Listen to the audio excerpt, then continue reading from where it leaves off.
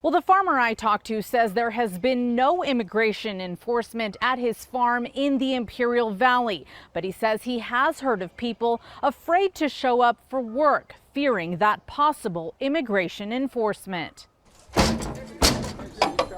Ronnie Leimgruber has been a farmer all his life. My grandfather farmed 160 acres, my dad farmed about 400, and I farmed about 4,000. We met him at his ranch in Pine Valley, but his farm is in Holtville in the Imperial County. We grow 160 crops in Imperial Valley. I grow about 20 crops.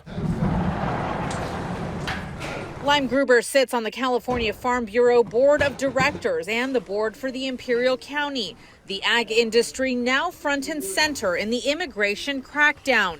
Videos on social media in recent weeks showing ICE and Border Patrol agents chasing people through the fields, arresting undocumented workers. We've tried to find people that have been affected by it, and they're not. We can't.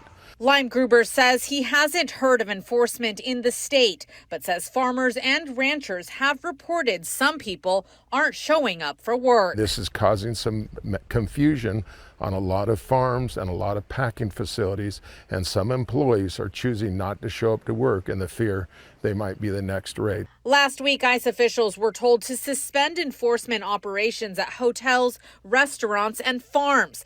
The president himself saying changes were coming. Our farmers are being hurt badly by, they have very good workers. But Monday, the Department of Homeland Security reversed course. ICE officials telling field offices on a call they must continue to conduct raids at worksite locations. Leimgruber says he's taking the president at his word for now, hoping ICE won't raid farms. Generally, ag industry in the United States supports Trump, supports his policies, and we look forward to working with him and working through these issues. With California producing more than 50% of the food consumed in the U.S., he says the real story is creating immigration reform to combat a shortage of ag workers that he says has existed long before the recent ICE enforcement. If we're going to keep the American public fed with cheap, abundant, safe, affordable food, we need agriculture employees, agriculture workers. In Pine Valley, Laura Acevedo, ABC 10 News.